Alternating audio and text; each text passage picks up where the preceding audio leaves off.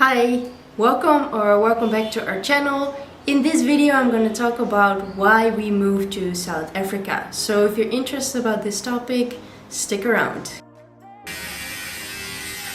See, my babe got a haircut. Looks good. So getting rid of this crusty stuff, I'm leaving a bit of laundry. I won't call it stubble. Just a bit of facial hair. So we also changed the setup quite nice with the whiteboard here and then the two desks with the Godox lighting right here, and then I sit here. Pretty cool. Ooh, this points, huh? I feel like they need some balance on top of it. No way. I'm telling you, these guys have been stingy with their sauce these days. It's like the secret. Bar one, show it. Deliciousness. Deliciousness. Delicious. We're gonna enjoy our bagels now. Let's eat.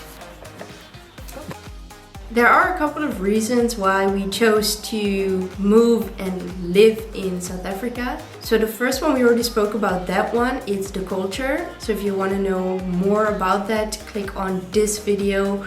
But I'm going to still speak about it a little bit. So the culture is something why we chose to move to South Africa, because it feels like people are, I guess, more friendly here, more open-minded. So is there something you want to add about the culture why we moved here?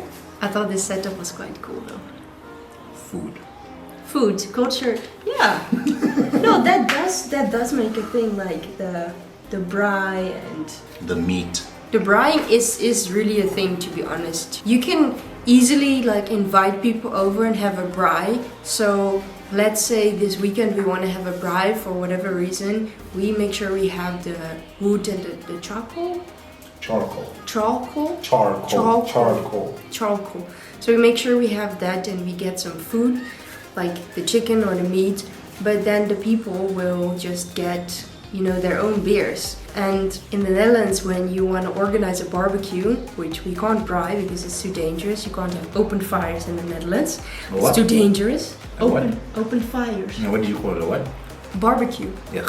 So even if, let's say, you want to do a barbecue with people, you do it on gas, which is quite different from braaiing. And culture difference is that in the Netherlands you would say, okay, we do a barbecue, but everyone is gonna take stuff from their own place. And if, let's say, we're gonna decide we're gonna pay, then you're gonna split the bill afterwards. And that's not a thing here. That also really helps, because you're like, oh, if we want to go out for dinner, we pay this time, and then let's say our friends pay the next time. It's not like, oh, we split everything. The second one is, well, for me, the weather, the climate. I honestly really like the beach. I really like good weather that I can wear t-shirts and short pants. And in the Netherlands, most of the time during the year, you can't wear these things. You need to wear long pants, you need to wear sweaters, which is not a problem. I love wearing sweaters, don't get me wrong, but I really enjoy good weather, you know, especially having sun. And in South Africa, almost every day you have a sunset and a sunrise that you can actually see the sun,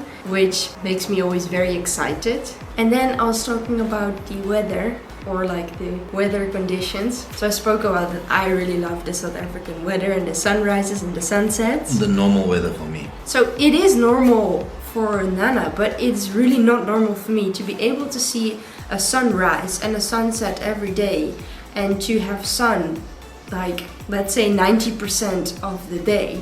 Like that's not normal for me. In the Netherlands, most of the time it's cloudy. Like if there's sun, I'm telling you, all the terraces, like, how do you call that? Terrace. Terrace. All the terraces in the Netherlands, they will be filled with people, and you see them like, it's almost like sniffing in the sun, like it's like drugs or something. Because when then the weather is nice, the terraces, like in the shopping centers, they're full with Dutch people. You'll see it. It's actually funny. Here it's like normal to have sun. People go sit in the shadow here.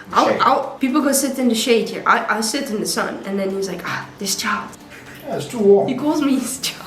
And then, not another thing, but like I was thinking about, you know, jobs, right? So Nana has a great job here. And to transfer to the Netherlands to find a job, it's quite of a hassle, because I'm old and I'm foreign. he was gonna turn 30, and when you turn older, the companies have to pay a certain amount. Don't catch me on that amount, but it's over like a 3,000 euros each month at least. It's more than 4,000 euros if you're over the age of 30 and you're foreign. So if you're a foreigner, you're over the age of 30, it's like 4,000 euros. That they have to be willing to pay you. Yeah, that they literally have to be willing to pay you, the company. So if they want to legally employ you. But the thing is, like, that's not a normal amount for companies to pay. And two, they need to really be able to explain and see why they are bringing a foreigner in instead of giving that job to a Dutch person. So there are a lot more things that are complicated than to just go apply for jobs. I mean, it's not like we haven't tried. I mean, Nana went on 3 or 4 job interviews. I was working at a gym, which is fine. I really enjoyed my job working at the gym, stimulating people to get fit. It's really something I love doing, but it's not like, I wouldn't say like it's a proper job, because it is a proper job, but you can't save for your retirement because there's like no retirement fund. You have to do that yourself. So there are just a couple of things that I would say that when you want like a full-time job, it's not something you want to pursue, because there are a couple of things that aren't in place with that kind of job. So it's not a guaranteed 40 hours a week, basically, as a personal trainer or fitness instructor or in the sports industry within the Netherlands. I think just in terms of the living expenses in the Netherlands, you definitely need to have 2 households which earn 2,000 plus euros each month, which at is, least. Which is, thing is that if you don't earn that and you're Dutch, it's fine because the government helps you with that. If you're not, that's what I'm saying, as a foreigner, they have to guarantee, the company that's employing you has to guarantee that they can pay you over 4,000 euros because you're so highly valuable and highly skilled that they will be willing to pay you that amount of money when an equivalent Dutch employee will only have to be paid 2,800 euros. I think that was the figure.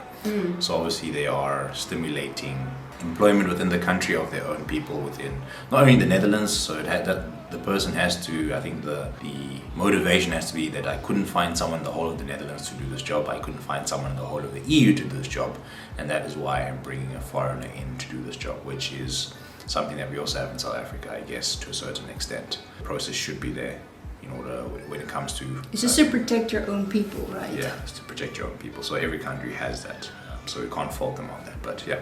It's the same for me now being here. I can't legally work now because I don't have a visa yet. We are very busy with that. We're gonna catch you up with all the details, but that's not of chat for now. I almost forgot to say this, but the most important reason I moved to South Africa is, of course, for love. Just to be with Nana. Honestly, I wouldn't mind being in the Netherlands, in South Africa, in England, in Romania, wherever we're gonna end up. I would have been happy because we were gonna be together. Couldn't forget that one, to be honest. It's all about love. Spending, the time with the person that you love the most in this world. So for a bit of a light coming. No, that's nice actually, the backlighting. See my hair? Needs a haircut. I don't. Can I cut it? Why can't I cut it? You trust me. Needs a haircut. Stats!